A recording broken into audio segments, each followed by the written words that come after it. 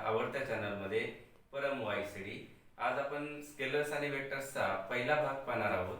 त्यामध्ये पहिला पॉइंट बघा, scalars. What is mean by scalars? The physical quantities which have only magnitude are called as scalars. मग vectors काय असतात?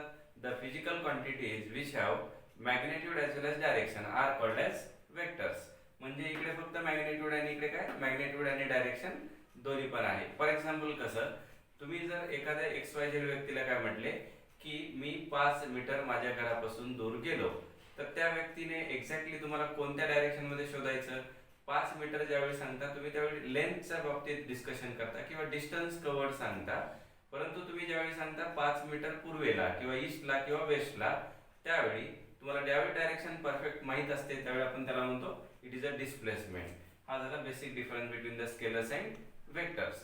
मग आता बघा, स्केलर क्वांटिटी कोणत्या कोणत्या आहेत? डिस्टन्स आहे, स्पीड आहे, मास आहे, टाइम आहे, डेन्सिटी आहे, electric current, work, area, volume etcetera. Vector quantities कोणत्या कोणत्या आहेत? Displacement, velocity, acceleration, momentum, force, impulse etcetera. Actually एक छोटासा पॉइंट इथे लक्षात ठेवायचा आहे. इलेक्ट्रिक करंट हा एक अशी फिजिकल क्वांटिटी की ज्या फिजिकल क्वांटिटीला मॅग्निट्यूड देखील आहे आणि डायरेक्शन देखील आहे, परंतु ती क्वांटिटी वेक्टर नाहीये. का? कारण की अजून एक ऍडिशनल इथे पॉइंट आपण मेन्शन करणं गरजेचं आहे की laws of vector addition follow करणं देखील गरजेचं असतं. त्यामुळे आपण इलेक्ट्रिक करंटला स्केलर्सच म्हणतोय, even though it is having magnitude as well as direction.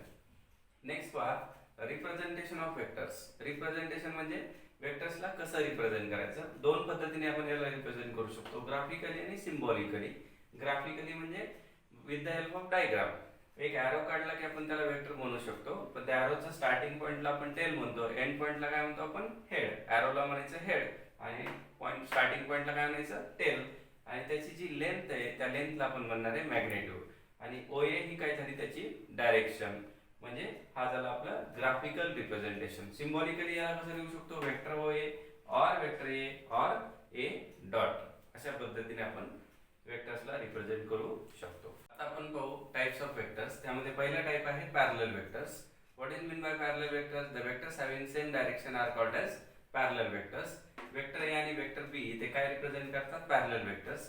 त्यांच्यामध्ये अँगल किती असतो? 0 डिग्री. त्यानंतर बघू anti parallel vectors. What are anti parallel vectors? The vectors having opposite direction are called as anti parallel vectors. Vector A आणि vector B काय represent करतात? Anti parallel vectors represent करतात आणि त्यांच्यामध्ये अँगल किती असतो? 180 डिग्री. इथे तुम्ही जर दोघांमध्ये ऑब्झर्वेशन केलं तर दोघांचं मॅग्निट्यूड कसं असेल? सेम असेल किंवा डिफरंट असेल. त्यानंतर equal vectors. What is mean by equal vector? The vectors having equal magnitude and same direction are called as equal vectors. इथे बघा, वेक्टर A आणि वेक्टर B काय रिप्रेझेंट करतात? इक्वल वेक्टर्स आणि त्यांच्यामध्ये अँगल किती असतो? 0. त्यानंतर इथे एक छोटीशी कॅरेक्टरिस्टिक लक्षात ठेवा.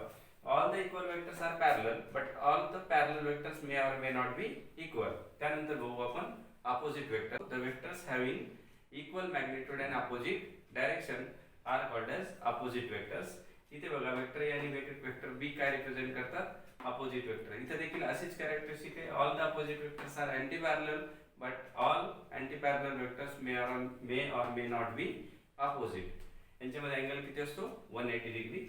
त्यानंतर बघू आपण co initial vectors. What is mean by co initial? Co means same आणि इनिशियल पॉइंट म्हणजे इनिशियल. को इनिशियलला डिफाइन कसं करतात? The vectors having same initial point are called as co initial vectors. Vector ABC इथे represent काय करतात? Co initial vectors. त्यानंतर बघू आपण co terminal vectors. What is mean by co terminal?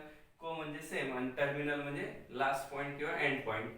The vectors having same end point are called as को terminal vectors. Vector A, vector B आणि vector C काय represent करतात इथं?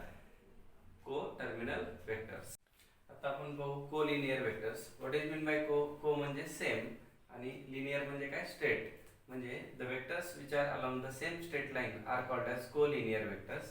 वेक्टर A आणि vector B इथे बघा कसे आहेत? Parallel vectors. वेक्टर A आणि वेक्टर B इथे कसे आहेत? Anti parallel vectors. म्हणजे को लिनियर वेक्टर कसे असू शकतात? पॅरलल किंवा अँटी पॅरलल वेक्टर्स. त्यानंतर बघू आपण को प्लेनार वेक्टर्स. को म्हणजे सेम, प्लेनार म्हणजे प्लेन मध्ये. काय असणार? The vectors which are along the किंवा lie in the same plane are called as coplanar vectors. Vector A आणि वेक्टर B कसे आहेत? सेम प्लेन मध्ये.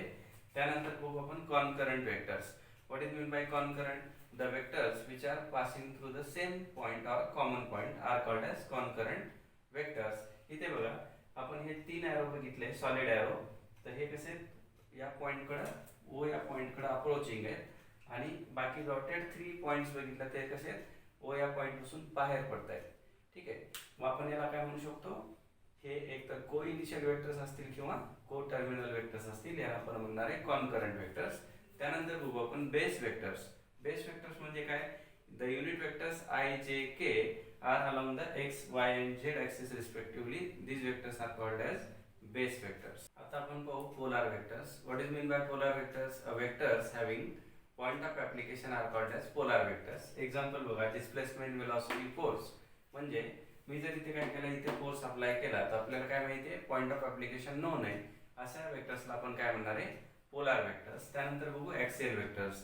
The vectors which represent the rotational effect are called as axial vectors. For example कसं, angular velocity, angular acceleration, torque, सगळे जे rotational parameters आहेत ते कसले वेक्टर्स असतात, ऍक्सियल वेक्टर्स. त्यानंतर बघू आपण झिरो वेक्टर्स किंवा नल वेक्टर्स. आपल्याला हा झिरो काय इंडिकेट करतो, the vectors having zero magnitude in particular direction are called as zero vectors. For example कसं, a velocity vector of particle at rest. दुसरं, the acceleration vector of particle moving with constant velocity. त्यानंतर बघू आपण unit vectors. Unit काय indicate करतं, a vectors having magnitude किती 1 and the particular direction are called as unit vectors. Unit vector कुठले असतात, I जे के. आपल्याला माहिती आहे आय कोणाच्या अलॉंग असतो एक्स, जे कोणाच्या अलॉंग असतो वाय आणि के कोणाच्या अलॉंग असतो झेड. युनिट वेक्टरचा काय formula, vector divided by it's magnitude is the unit vector. आपण पाहू free vector. What is mean by free vectors, vector whose initial point is not fixed are called as free vectors. For example कसं, a velocity vector of particle moving with certain velocity. Then fixed vector. Fixed vector म्हणजे काय, a vector whose initial point is fixed. For example position vector of particle at rest. त्यानंतर आपण बघू position vector. What is mean by position, समजा P हा particle असेल आणि O ही कोऑर्डिनेट सिस्टीमची ओरिजिन असेल, the a vector which represents the position of particle with respect to origin of coordinate system, याला आपण काय म्हणणार आहे, पोझिशन वेक्टर. म्हणजे OP हा काय झाला आपला इथला पोझिशन वेक्टर, ज्याचे कोऑर्डिनेट्स काय असतील x, y, z. त्यानंतर आपण बघू डिस्प्लेसमेंट वेक्टर. समजा इथे इनिशियली पॉइंट P जो होता आपण याला इथे A ने रिप्रेझेंट केलं. इनिशियली पार्टिकल A या ठिकाणी होता आणि फायनली कुठे गेला, B या ठिकाणी गेला. तो हा पार्टिकल काय झाला, डिस्प्लेस झाला. तर change in position of the particle in particular direction is called as displacement vector. Next बघू normal vector. A vector which is perpendicular to the surface is called as normal vector. त्यानंतर बघू आपण modulus of vector. Modulus म्हणजे हा type नाहीये, actually it is a characteristic. एखाद्या वेक्टरचं मॅग्निट्यूडला आपण काय म्हणतो, मॉड्युलस ऑफ अ वेक्टर. म्हणजे the magnitude of vector is called as mod or modulus of a vector. म्हणजे mod of vector A is equals to A. आता आपण बघू addition or subtraction of vector. त्यामध्ये case 1, when two vectors are parallel or anti-parallel they can be added or subtracted. For example बघा, ज्यावेळी दोन vectors parallel असतील त्यावेळी आपण त्या दोन वेक्टरचे ऍडिशन करून डायरेक्ट आपल्याला रिझल्टंट मिळू शकतो. कसं बघा, 3 युनिटचा एक वेक्टर आहे, 2 युनिटचा वेक्टर आहे, तर त्याचा रिझल्टंट किती असेल, 5 युनिट वेक्टर. फक्त काय केलं आपण 3 + 2 = 5. when two vectors are parallel then they can be directly added. तसंच बघा, when two vectors are anti-parallel then they can be subtracted. For example कसं 5 युनिट मधून 2 युनिटचा वेक्टर काय केला आपण सबट्रॅक्ट केला, तो आपल्याला रिझल्टंट किती भेटला, 3 युनिट्सचा. आणि डायरेक्शन कशी असेल रिझल्टंटची, in the direction of the larger one. Case 2 पाहू. when two or more vectors are inclined to each other then they cannot be added directly. In this case the laws of vector additions are used. For example triangle law, दुसरा parallelogram law आणि तिसरा कुठला polygon law of vector addition. आता आपण पाहू laws of vector addition. त्यामध्ये पहिला law triangle law of vector addition. आपल्याला काय करायचं, वेक्टर P आणि वेक्टर Q या दोन वेक्टर्सला by using triangle law we have to find out the resultant.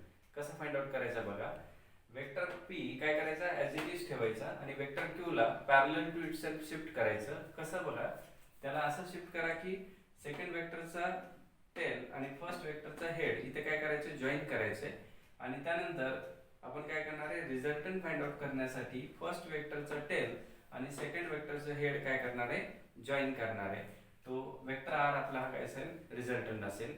मग याला स्टेट कसं करू शकतो बघा, when two vectors of the same type are represented in magnitude and direction by the two sides of a triangle taken in order, then their resultant vector is represented by the third side of a triangle taken in opposite order. Resultant कसा identify करायचा, to tail आणि to head म्हणजे आपला resultant असणार आहे. म्हणजे vector ओबी काय झाला आपला रिझल्टंट कोणाचा, वेक्टर ओए आणि वेक्टर एबी चा. म्हणजे आपण कसं लिहू शकतो, vector OB is equals to vector OA plus vector AB. Therefore vector OB ला आपण काय म्हटलं वेक्टर आर, ओए ला काय म्हटलं वेक्टर पी आणि एबी ला काय म्हटलं vector Q. Therefore vector R is equals to vector P plus vector Q. आता आपण पाहू parallelogram law of vector addition. समजा वेक्टर पी आणि वेक्टर क्यू हे काय करत असतील, एखाद्या पॅरलोग्रामच्या दोन ऍडजसंट साइड रिप्रेझेंट करत असतील तर त्यांचा डायगोनल काय करतो आपल्याला रिझल्टंट देतो. स्टेटमेंट कसं बनवता येईल बघा. when two vectors of the same type are represented in magnitude and direction by the two adjacent sides of a parallelogram taken in order, then their resultant vector is represented by the diagonal of a parallelogram starting from the same point. इकडे बघा, in triangle OAB आपण मागे बघितलं OAB या triangle मध्ये by triangle of vector addition OB is equals to काय होतं OA plus AB, म्हणजे vector OB is equals to vector OA plus vector AB. But आपल्याला माहिती आहे AB आणि OC ह्या कसे दोन्ही एकमेकाला पॅरलल आणि त्यांची डायरेक्शन देखील कशी सेम. तो आपण म्हणू शकतो vector AB is equals to vector OC. मग या AB ला आपण काय करू OC ने रिप्लेस करू. तो काय vector OB is equals to vector OA plus vector OC. म्हणजे आपल्याला वेक्टर OB म्हणजे कोण मिळाला वेक्टर R, OA म्हणजे वेक्टर P आणि OC म्हणजे वेक्टर Q. तर आपण म्हणू शकतो vector R is equals to vector P plus vector Q.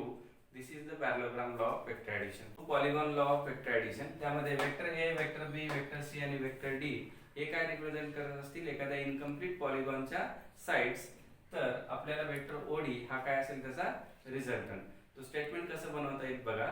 when the number of vectors are representing the sides of an incomplete polygon taken in order, then the resultant vector is represented in magnitude and direction by the remaining side of a polygon taken in opposite order. Explanation बघा. In triangle OAB काय होता, OB हा resultant होता. तो vector A plus B काय असणार आपला vector OB. तो आपला वेक्टर काय आला OB A plus B. In triangle OBC OC काय झाला आपला रिझल्टंट. तो OC काय ना vector A plus B plus vector C, म्हणजे काय आला OC is equals to vector A plus B plus vector C. तसंच इथं वेक्टर OD हा काय असेल ट्रायंगल मध्ये OCD मध्ये OC प्लस CD, म्हणजे A plus B plus C plus D, म्हणजे रिझल्टंट काय आला आपला vector A plus vector B plus vector C plus vector D. This is the polygon law of vector addition. आज आपण scalars आणि वेक्टर्सच्या पहिल्या भागामध्ये बघितलं what are scalars, what are vectors, what are different types of vectors. त्यानंतर बघितलं addition और सबट्रॅक्शन ऑफ वेक्टर्स, त्यामध्ये केस 1 आणि केस 2. तुम्हाला यापुढील कंटेंट हवा असेल तर भाग 2 बघायला विसरू नका. आणि हा व्हिडिओ आवडला असेल तर नक्की लाईक करा, शेअर करा, सबस्क्राईब करा आणि बेल आयकॉन दाबायला विसरू नका. मी परमेश्वर कोठवळे, ओम कोचिंग क्लासेस.